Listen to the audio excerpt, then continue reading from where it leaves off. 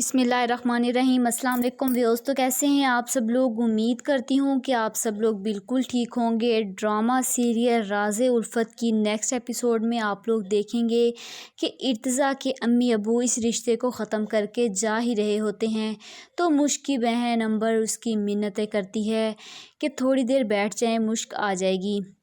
थोड़ी देर के बाद मुश्क घर बेहोशी की हालत में आती है।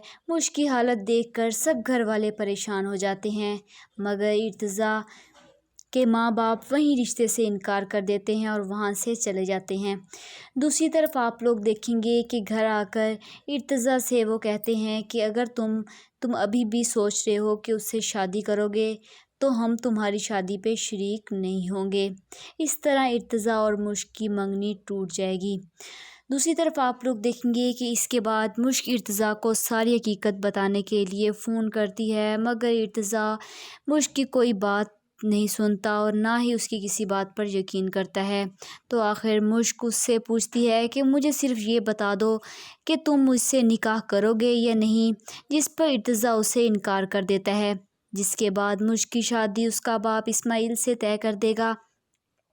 दूसरी तरफ आप लोग देखेंगे कि साहिबा अपनी प्लानिंग में कामयाब हो जाती है और मुश्क की बर्बादी पर बहुत ही ज़्यादा खुश होती है। साहिबा की इर्तिज़ा से शादी तय हो जाएगी जैसे उसके माँ बाप चाहते हैं, और आखिर यहाँ पर आप लोग देखेंगे कि आखिर मुश्क की शादी जो होगी वो इस्माइल से तय कर दी जाएगी। तो आप लोगों को क्या लगता है एंड में आकर साहिबा का इंजाम क्या होने वाला है जब हकीकत इर्तिज़ा के सामने साहिबा की आएगी? कमेंट बॉक्स में ज़रूर बताइएगा। तब तक के लिए मुझे इजाज़त दीजिएगा। खुदा हाफिज़।